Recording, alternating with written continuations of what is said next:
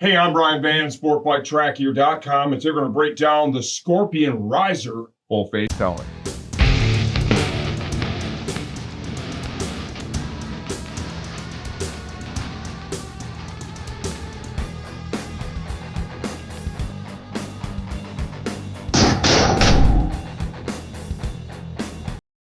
The Scorpion Ryzer full-face helmet currently retails from $164.95 to $199.95 on our website. Please understand we never update videos or pricing changes, only when the product itself has been completely redesigned.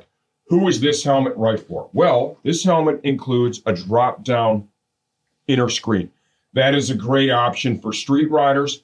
Personally, I feel this is more of a street-going helmet, not something I would recommend you to buy for just solid track day use. If you're going to use it for a one-off track day and that's the helmet you own, fair enough, but I would not purposely buy this one for racetrack duty. What is included with this helmet in the box?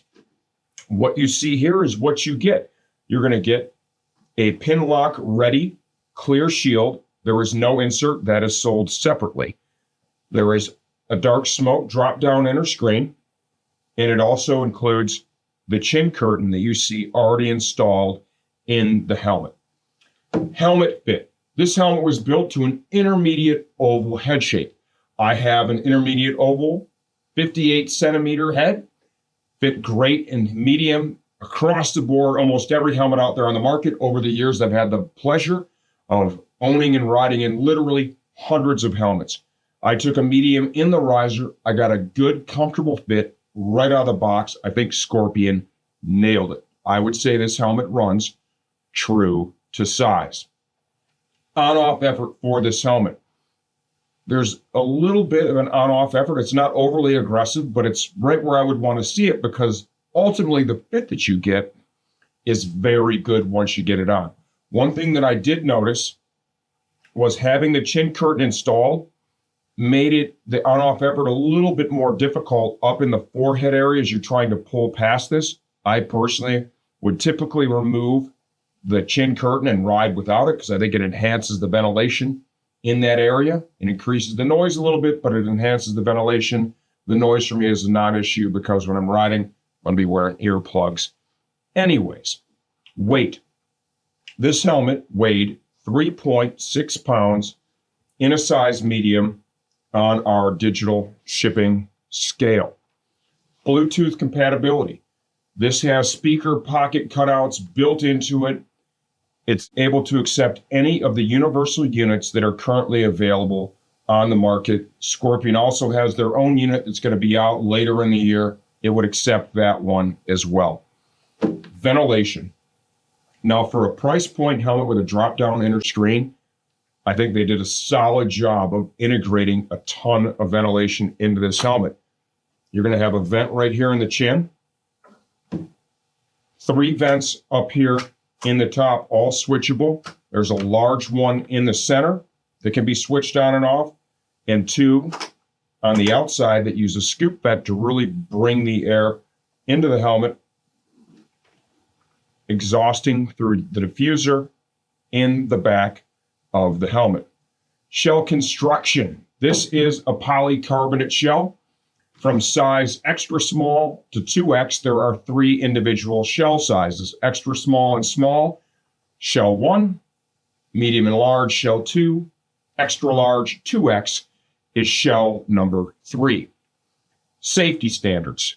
For the US market, this is both DOT as well as ECE 2206 certified.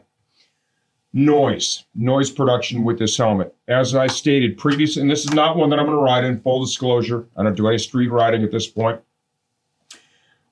My expectations for noise production on this, with the style of vents that they have built into it, I think it has a lot of ventilation built into it. Typically, the more ventilation you have, the more noise production.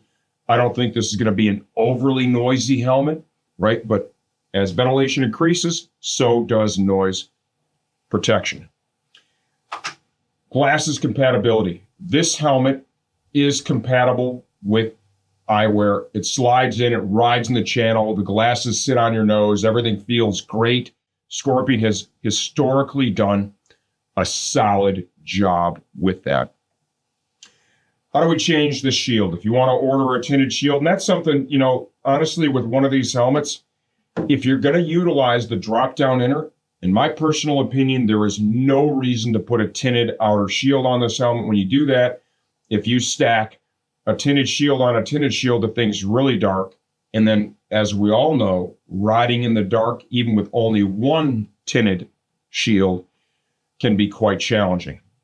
Okay, to reinstall the shield on the helmet, you're going to want to line up this little tab right here. It's the one furthest away from the pivot point on the shield with this indentation at the uppermost portion of the shield ratchet mechanism. So start there and then rotate that into position, put some pressure, or you can just go ahead and kind of grab a hold of that release trigger and open it up. That makes it going just a whole heck of a lot easier, and you don't feel like you have to put all this pressure on the shield. Same thing here on the other side. Now, before you go out and ride, what you want to do, I highly recommend this. You're going to know if you got it or not. It's going to go up and down easy. This does include a shield lock that I forgot to mention early on. This trigger right here on the left side of the helmet. If you push down, the shield is locked. If you lift up, it unlocks the shield on the helmet. Now we're going to go ahead and pull the interior out and give you a closer look. This will be beneficial if you're going to do something like install a Bluetooth communicator. Begin removing the interior by grabbing the chin curtain right on the outer edge, like you're seeing me do. You want to get as close to the helmet shell as possible and pull out. Once you've exposed the plastic piece that the chin curtain is sewn to, that's the part that you want to really put the pressure on. Pulling super hard on the fabric, obviously that is stitched to the plastic. If you pull too hard, you can end up pulling it away. Close-up look at your chin curtain. Emergency release cheek pads. There's reflective piping on the bottom of the cheek pads for nighttime visibility. To release the cheek pad, you want to slide your fingers in between the EPS of the helmet and the backing of the cheek pad. You're going to feel a snap at the forward portion of the cheek pad by the chin bar release. The very top portion above the ear, there is a little Velcro patch. And then as you get towards the rear of the cheek pad, there is a second snap. Slide your fingers in between, release that. Now, to remove it from the helmet, grab it here at the front, give it a little tug to release it from its clip, and then rotate it out and pull like so. Give you a close look. Interior quality is excellent. This is something from day one Scorpion's always done a great job with. In my opinion, I've always been a fan of their products. Mirror image, of course, on the other side. Snap, Velcro, snap, grab, tug, out.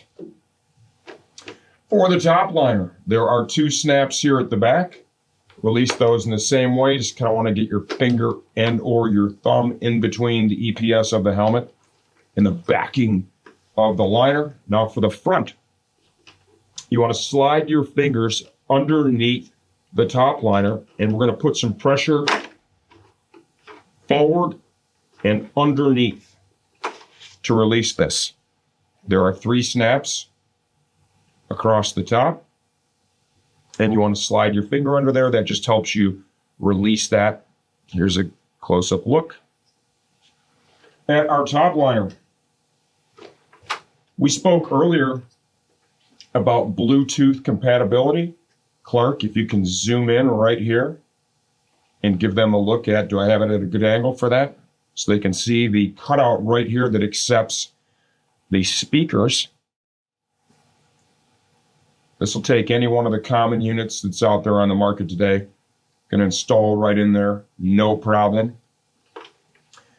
Inside the helmet, Let's give you a look at that EPS and look at all the channeling on the EPS, the foam on the inside of the helmet.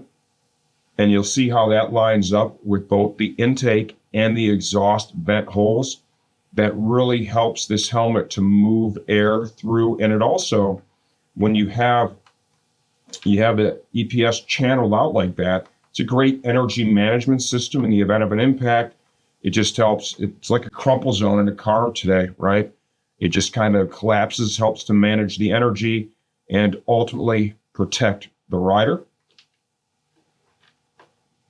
Give you a quick look at the chin bar. Of course, the strapping system, as you can clearly see, this is the double D ring retention system, which is the industry standard. So there you have it. I think I covered this pretty well. I'm a big fan of the Scorpion price point helmets. No one else really does it better. HJC also does a solid job of producing quality price point stuff, but Scorpion from day one has built a great price point helmet. Others had to evolve into it, and they've continued that all throughout their history as a company. These are just evolutions of the initial models, right? Just moving it forward. If you have any questions, leave those in the comments section of this video. I answer all that stuff myself, and I'm always here to help you choose the right helmet for your next ride.